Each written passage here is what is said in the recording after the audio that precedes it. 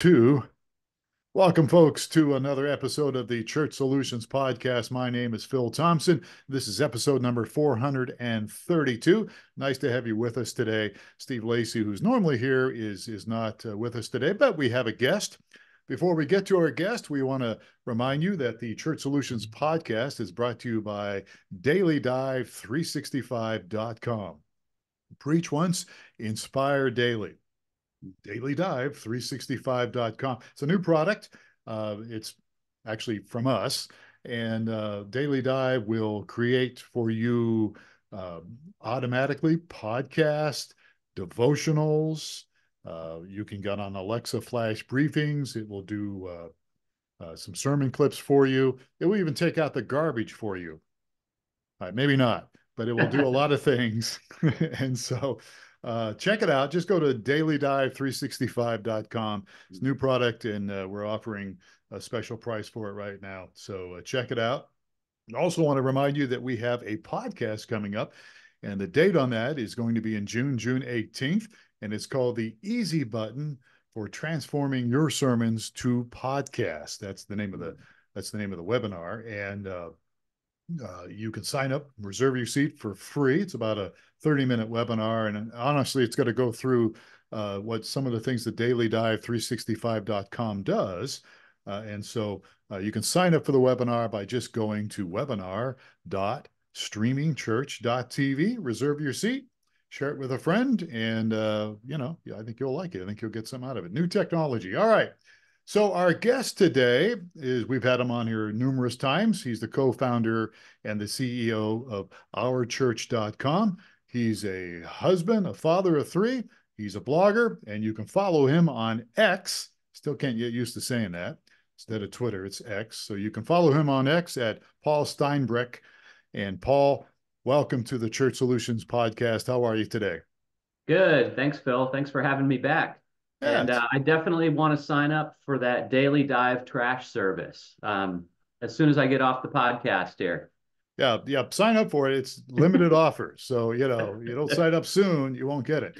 But dailydive365.com. We've been working really hard on that. Steve Lacy's been working hard on it. And we've kind of unveiled it last week, I guess, for the first time, maybe a couple of weeks ago. And so it's pretty cool. We like it. So check it out. All right. So Paul wrote a blog a week or two ago that I came across, and it's a blog on Father's Day, on fathers. And so I thought we would, we'll probably republish this with his permission on our blog. We have a blog too, by the way, blog.streamingchurch.tv. And so we'll get that on later. But I liked what he had to say about it, and I thought we'd have him on to talk a little bit about this. So you wrote an article, Paul, on Father's Day. What was the specific event or experience maybe that sparked your interest on this topic? Hmm. Well, that's a good question. I would say, first of all, Phil, that I think that more broadly, that really people are looking for things to do, ways to connect, things like that. And so I think really just about every holiday provides an opportunity for churches to connect with people in their neighborhoods, in their community, and so forth. And so, Father's Day happens to be the holiday in June, and so it's a good opportunity for churches to do that. But really, you can, no matter whether it's Mother's Day or Easter or Valentine's Day, every one of those is an opportunity. And so we have published other articles on other holidays in the past. And right now we're focused on Father's Day because that's the next one that's coming up. Yeah, and we're going to get into this here. You wrote 12 church outreach ideas for Father's Day. But before we jump into those 12 points, Yeah. So, you've been involved in churches for years, and so have I.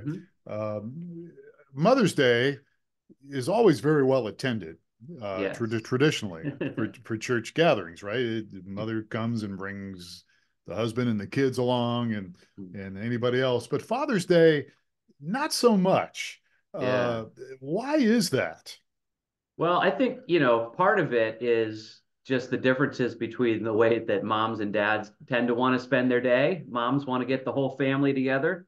Sometimes dads are like, I just want to sleep in. And so, there's that aspect of it. But I also think that in the ways that that Mother's Day and Father's Day services are done have often been quite different. Everybody loves to honor moms.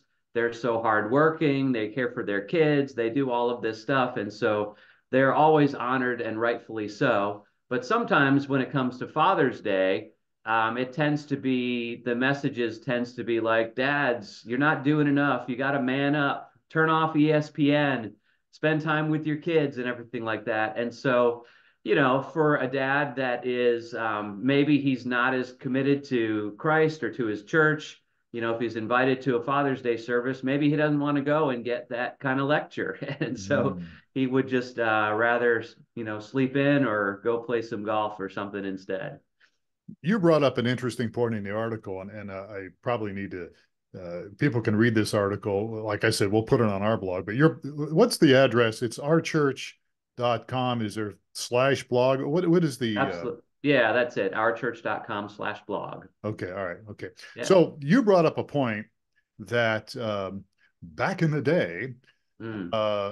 you had you had TV shows like Father Knows Best, Mm-hmm. and I'm old enough to remember that, by the way. But Mm-hmm. then there was a shifting of sitcoms and stuff that came later that really kind of made the dad look like a dummy. Mm-hmm. Uh, uh, what's your thoughts on that? Why do you think that happened? And is there ever going to be a change in that perspective? Yeah, I don't know. It's a good question. And as I was looking back over the blog post, I didn't go into this too much in the blog post itself, but in the weekly email that we put out, our Christian Web Trends email, I did go more into this angle of it. That yeah, it used to be that dads were honored and everybody looked up to dad and everything like that. But I don't know, kind of there was Archie Bunker who was Mhm. had his issues. And then you had, what was the one, Married with Children and Al Bundy there. And then, you get to Homer Simpson. And at that point, we've reached like the bottom, I think, in terms of dads who you can mock and make fun of and everything. And it's hard to pin down exactly why that has happened, but dads are a favorite target, and they're often portrayed as out of touch or some other way, just not being really good dads, and they tend to be the butt of jokes rather than honored in our media today. And I think that's it's challenging for dads because then we as dads tend to feel like we're the butt of jokes too sometimes. Yeah. Did you draw on any? I don't want to get into therapy sessions here, but did you get any? Do you any draw on any personal experiences when you were writing this? Honestly, not really, other than just my own TV watching and everything like that, and just, sometimes cringing at the dads that are in shows and in movies and everything like that. And to be honest, they're often portrayed in less than honorable ways. And, I think sometimes that can, in some ways, let dads off the hook too, because if you're not seeing good role models in media, then like, oh well, that's what dads do. Dads just kind of tune out. Dads just aren't there, and all of that. And I think we, as a society and as a culture, want to raise up we want to have the kind of dads, and we want to be the kind of dads that are there for our wives and for our kids and upstanding, engaged members of our community and everything like that. And so we could do for some better role models than that. Yeah.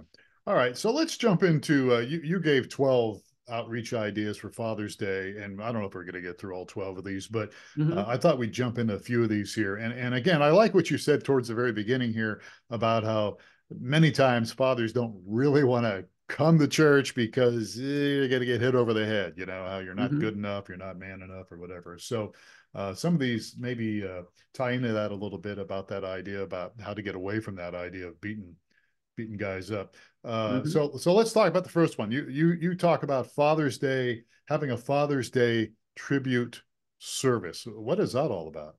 Hmm.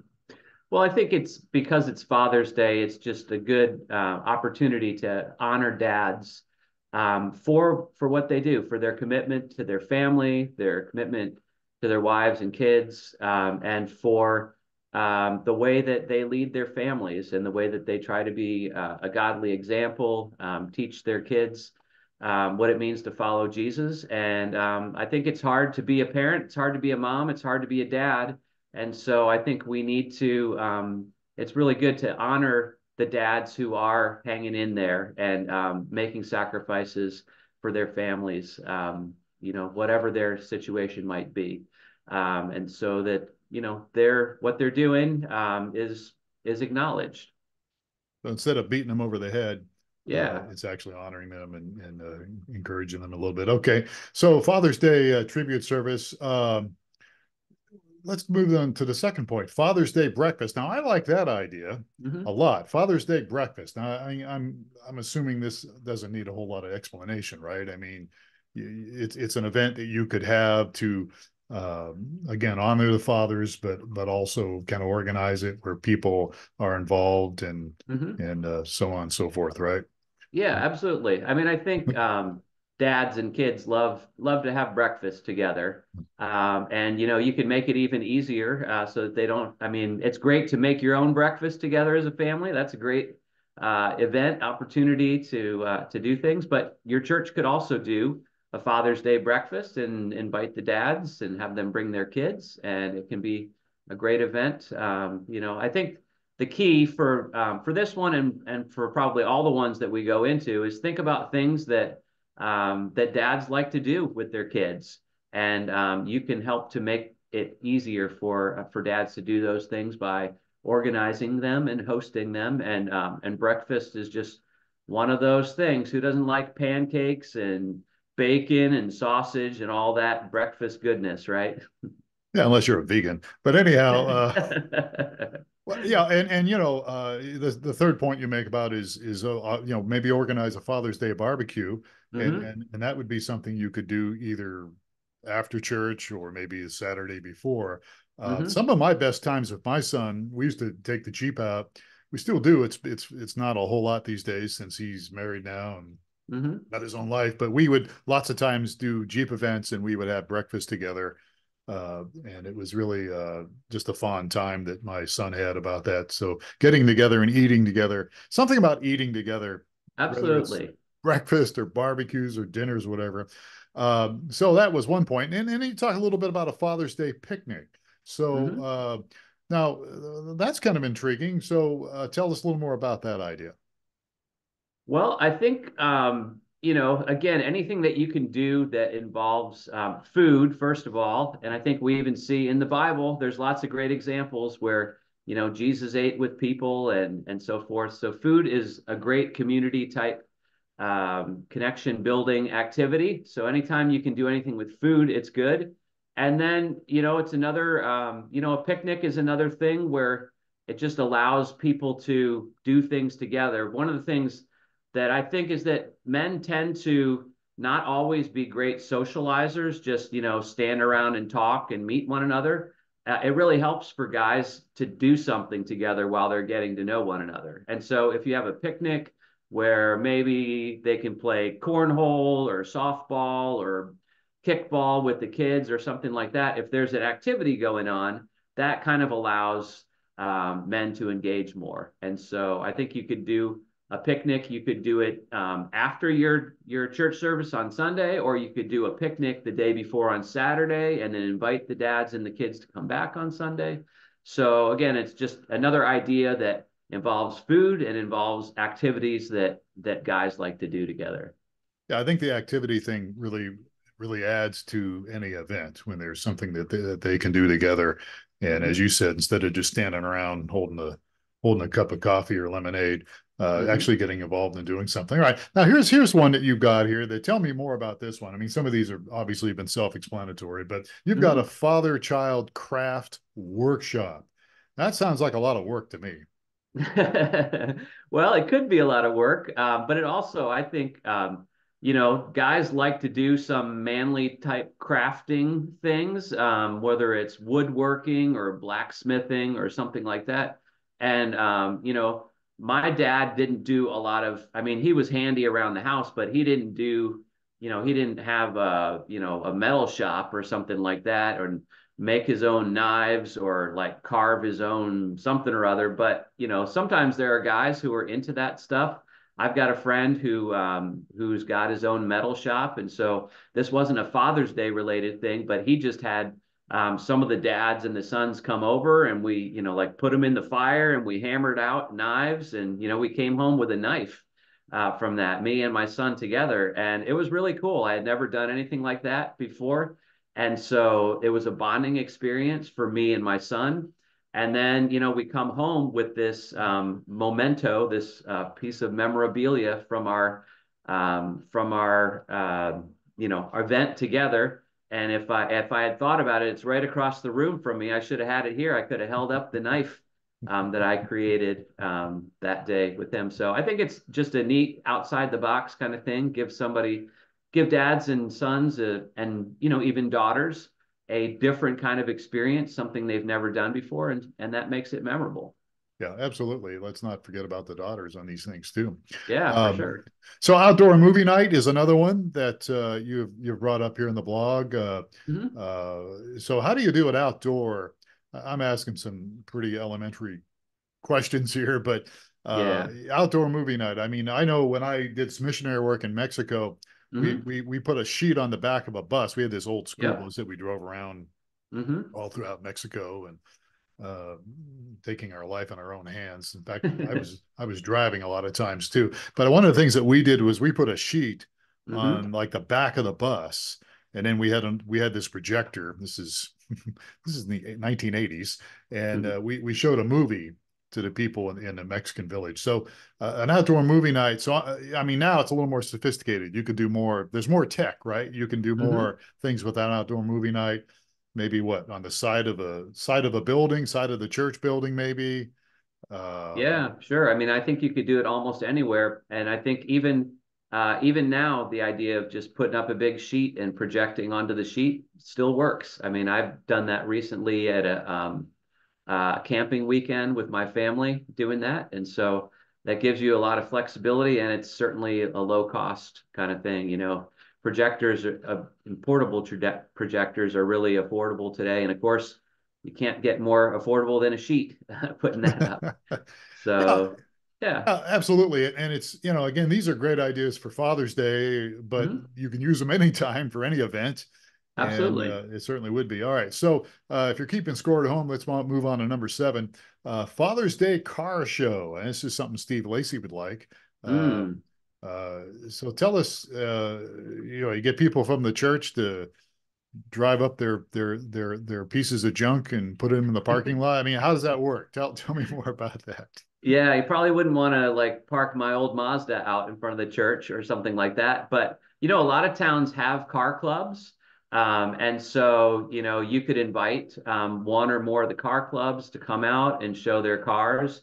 And I think just, it may seem stereotypical, but there are a lot of guys who like cars, and maybe guys who don't, maybe interested, and maybe their dad wasn't a car guy. Maybe they didn't do a whole lot with cars, and or maybe they did, and this is nostalgic for them. But either way, you could invite a car club to come and set up their vehicles, and that can be a draw for dads too, as well, to do that.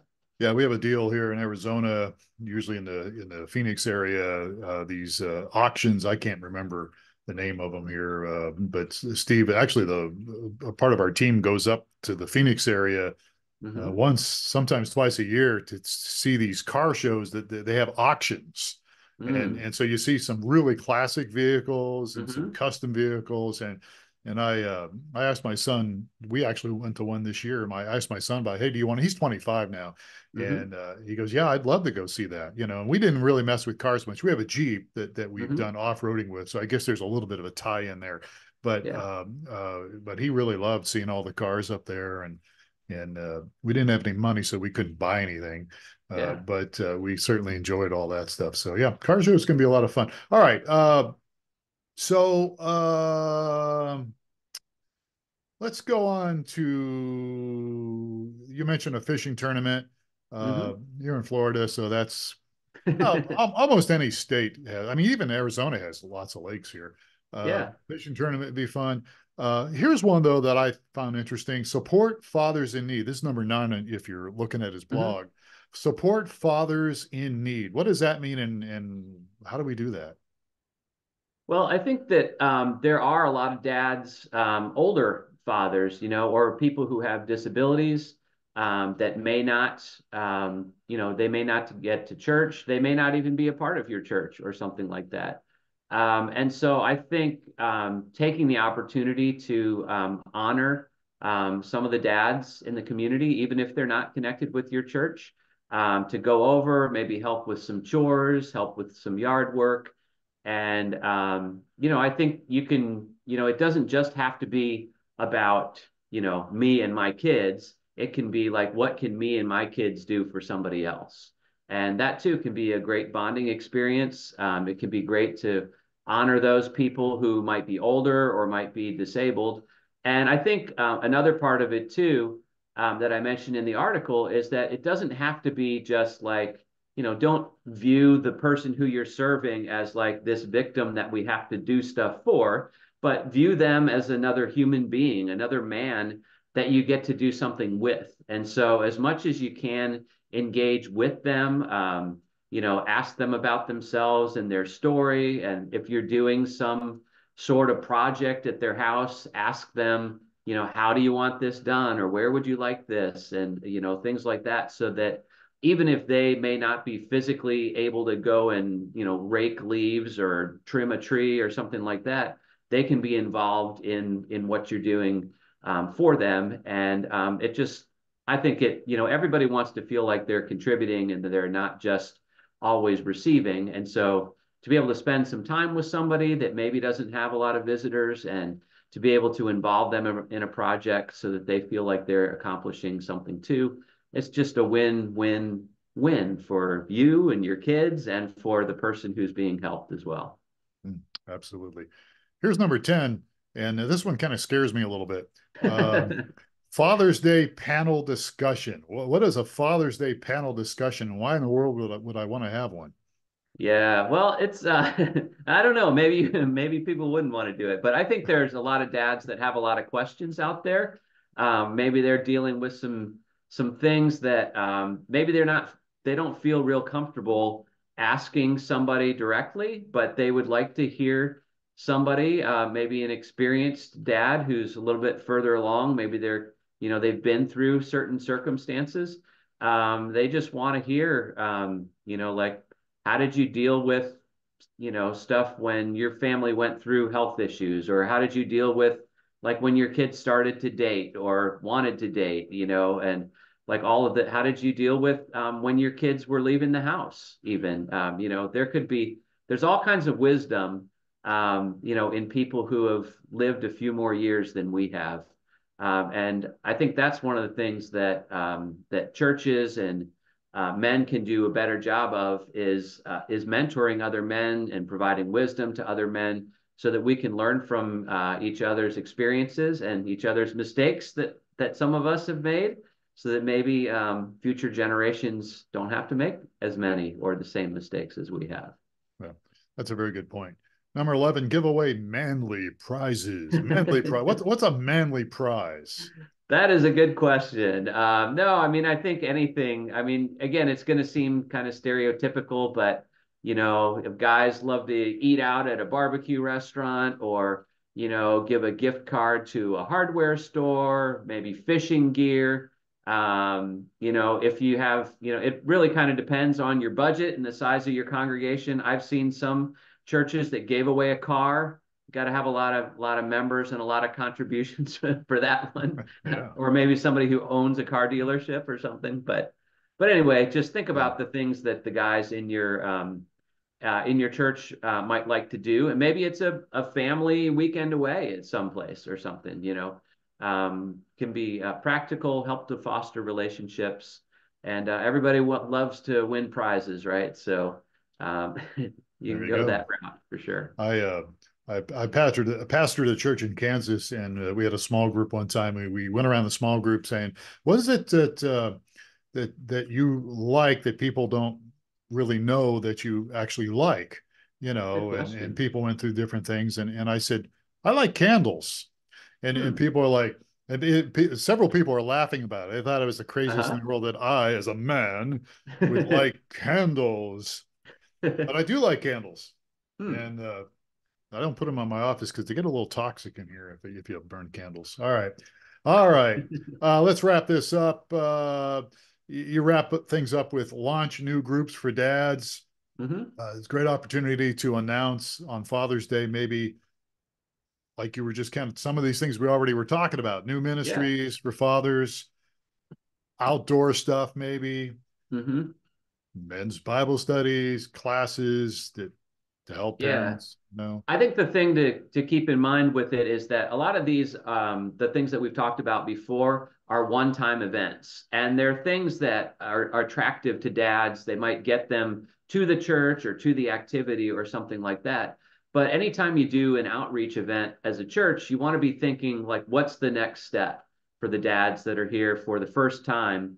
And so I think this is an opportunity. Like if you have a small group for dads or a Bible study for dads or a class for dads of teenagers, dads of preschoolers, whatever you think is going to be helpful for the dads. And I think it's an opportunity both to learn and get better as a dad, but then also to build relationships. And I think that's a draw because I think men tend to not have as many close friendships, even, not as much as women. And so sometimes it's helpful for the church to provide a way to facilitate relationships. And so if you can organize a guys group, and that's a way for guys to make closer friendships, have guys that they can talk about dad issues with and everything like that, that's just going to be beneficial to the dads who are part of your church. And it might even help to connect some of the dads that are not connected with your church, but are looking for support and looking for friendships and so forth. Yeah. Yeah. Good stuff. Paul Steinbreck is our guest today. Wrapping up here, you are the CEO of ourchurch.com. What is that? Yeah, ourchurch.com. Our mission is to help Christian organizations live out their mission online. And so we do that by helping Christian churches, schools, ministries, and businesses with websites and also search engine optimization, getting better ranked in the search engine so people can find you. And really important, especially if you are doing things to reach out in your community. You want people to be able to find your church and also to find out about the events. So you need a good website and you need it to be visible in search engines. It's great to put on events, but if nobody knows about it, then it's not very successful. So there's an online component to that too. All right. So, folks, go to ourchurch.com if you want to talk to Paul or learn more about what he was just talking about there. Some good stuff here. Don't forget about our webinar coming up June 18th. The webinar is called The Easy Button. Did I mention at the very beginning? I mentioned webinar, but I don't know if I gave the title. The webinar is the easy button for transforming sermons into podcasts. That's what the webinar is about for us, and that's Mhm. June 18th at 12 noon. You can sign up at webinar.streamingchurch.tv. Sorry, we need to get a longer title for that webinar. We're working on that. We got our crack staff working on the longer title, but actually, I think it'll be good stuff. It really is all about dailydive365.com. So check it out. Paul, thank you so much for your time today. We sure appreciate it. Hey, thanks for having me, Phil. Always good to spend time with you. All right. Well, we appreciate it so much, and we love what you're doing. And thank you, folks, for spending a little bit of time with us today on the Church Solutions Podcast. Be sure and subscribe and like us and give us a rating if you can. That would be wonderful. And we'll catch you again on another episode. I'm Phil Thompson on behalf of Steve Lacy and the whole team here. Have yourself a great day.